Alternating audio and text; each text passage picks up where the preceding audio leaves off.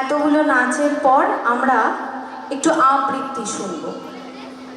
আবৃত্তির জন্য আমি মঞ্চে ডেকে নেব শুভায়ু সমাদ্দারকে। শুভায়ু, তুমি মঞ্চে চলে এসো। আমার নাম শুভায়ু সমাদ্দার। আমি আপনাদের সামনে একটি কবিতা নিবেদন করছি।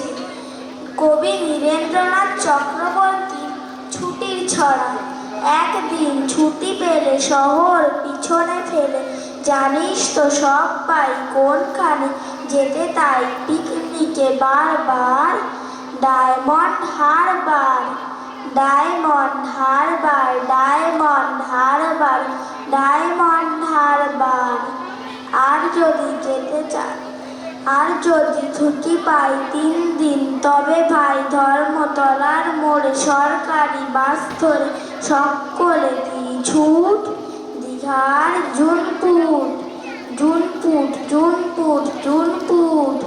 ছুটি পেলে 1 মাস রয়েছে রকেট বাস, পথ 12 ঘন্টা, সেইখানে যাই যাই, কাছেই পাহাড়পুরি।